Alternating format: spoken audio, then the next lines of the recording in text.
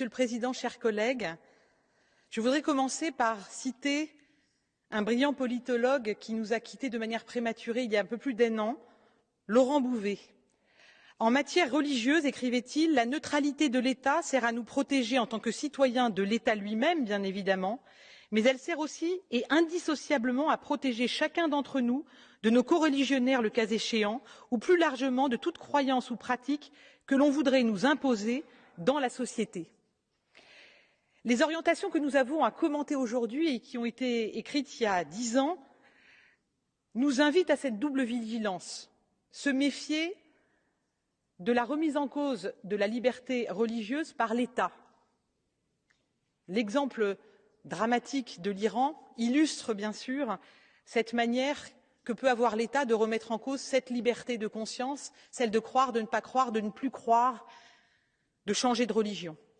Et cet exemple, sous nos yeux, si dramatique, a éveillé, je crois, dans cette maison, au Parlement européen, la conscience que nous devons être vigilants aussi à l'intérieur de nos frontières européennes. Et je suis fière, en septembre 2022, d'avoir porté avec certains de mes collègues du groupe Renew un amendement qui appelait précisément à ce que cessent les financements d'organisations intégristes, et notamment celles proches des frères musulmans.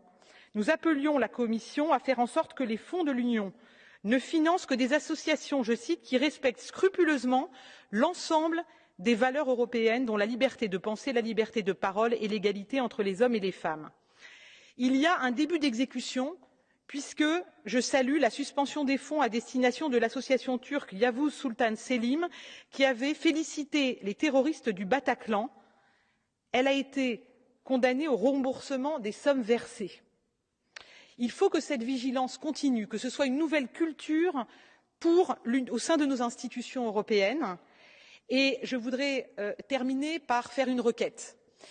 Il y a des fonds européens qui viennent nourrir la recherche. Il est fondamental que la recherche sur l'islamisme soit davantage nourrie. Pourquoi? Parce que ne pas permettre à des universitaires sérieux de faire des recherches sérieuses sur l'islamisme, c'est-à-dire de dire ce qu'est l'islamisme, mais aussi ce qu'il n'est pas, c'est nourrir deux extrémismes. L'islamisme qui ne veut pas qu'on documente ce qu'il est, et surtout l'extrême droite qui veut qu'un amalgame soit fait entre l'islamisme et l'islam. Donc j'en appelle à la Commission, à sa responsabilité. Nous devons financer une recherche sérieuse et honnête intellectuellement sur l'islamisme. Je vous remercie.